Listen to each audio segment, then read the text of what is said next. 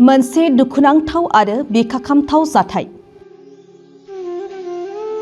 जाय जाथाया आदिबासी हारिनि गेजेराव लाबोदों गोसोम जोमै। जाथाया जादोंमोन थांनाय 8 खालार फुंबिलि 2 रिंगायाव। लोगो लोगो गोसारदों प्रदीप नागा आरो बे बुहुमाव गैलिया।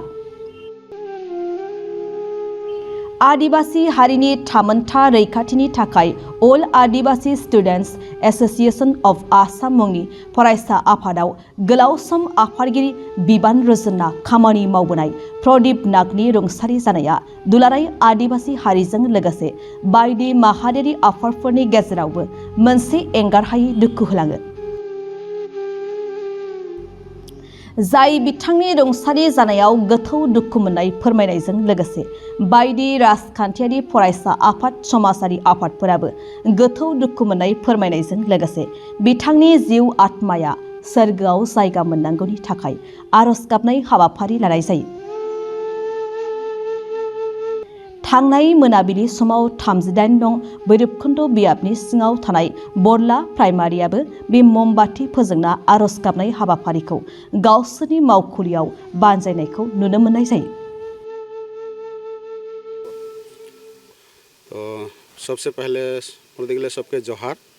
तो आज के विशेष प्रोग्राम हमने के जेहेतु नाग सर 8 तारीख में देहांत हो गया तो ओकर श्रद्धांजलि वास्ते ओकर आत्मा सदगति के लगिन हमने भोरला पूरा UPPL पार्टी से ऑर्गेनाइज कर ली हैं भोरला प्राइमरी में और सामने के उसर सोबरिया हमने के आदिवासी जात के लगिन जेहेतु सारे एक जन वीर पुरुष रहे तो ओकर आत्मा सदगति के लगिन हमने मन इस प्रोग्राम के आज फूल और मोमबत्ती से ऑर्गेनाइज कर रही और हमने इस समय बहुत आदमी योगदान कर रहे लगिन सबके हमने मन धन्यवाद भी दिला।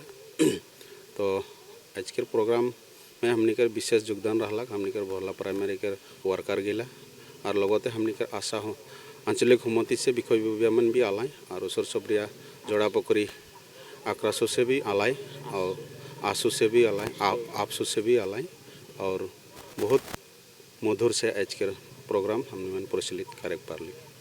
धन्यवाद। गिबियावनो मोनाबिलिनिसिम बयनिसिमबो साबायखर बावनाय थाबाय लोगोसे बड'सा रादाबनिसिमबो साबायखर बावनाय थाबाय। दा बे समावहाय जों बरला प्राइमारिया दिनैनि समावहाय मोनाबिलिनि समाव मोनसे प्रग्राम लानाय जादों। माने थांनाय 8 तारिखखालि जोंहा अल आसाम आदिबासी स्टुडेन्ट इउनियननि आसानि आफादगिरि बिथां प्रदीप नाग बिथाङा थांनाय 8 तारिखखालि रुंसारि जालांदोंमोन। जाहाथे बिथांनि आत्माया जाहाथे सोरगोआव आलो गोजोन मोनहैयो बिनि थाखायनो जोङो बरला प्राइमारिया खौसेयै दिनैनि बे आलारि बाथि फोजोंनाय हाबाफारिखौ लानाय जादों।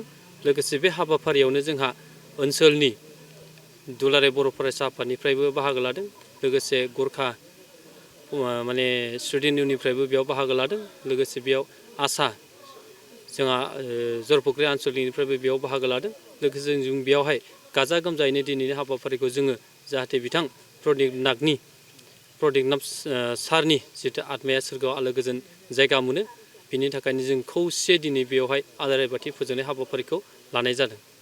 जों खोनानो मोनदों बिथाङा थांना थानाय समाव गोबां बिदि जाथि बासिनाय गैयाब्लानो समाजनि गोबां खामानि मावदोंमोन बे बाथ्राया बेसेबां सैथो?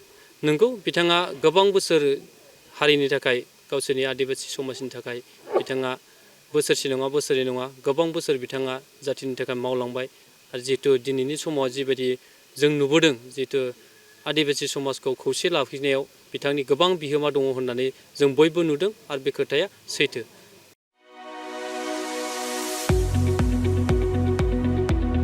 गुनगोनां गोजौ सोलोंथाइ लानो गोसो गुदुं फरायसाफोरनि थाखाय गोजोनथाव खौरां।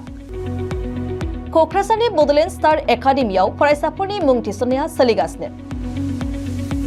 2025-26 सोलोंथाइ बोसोरनि थाखाय 6 थाखोनिफ्राय 9 थाखोसिम आरो HS फार्स्ट इयार आरो HS सेकेन्ड इयार थाखोआव फरायसाफोरनि गोदानै मुं थिसननाया सोलिगासिनो। क'क्राझार सहरजों नांजाबनाय साहा फारसे साखाथि तितागुरियाव थानाय बड'लेण्ड स्टार एकाडेमि क'क्राझाराव बड' मिडियामनि 6 थाखोनिफ्राय 9 थाखोसिम साइन्स, आर्ट्स, कमार्स स्ट्रीमाव, बड' आरो इंलिश मिडियामाव HS फार्स्ट इयार आरो HS सेकेन्ड इयार थाखोआव फरायसाफोरनि गोदानै मुं थिसननाया दासान्दि सोलिगासिनो दं।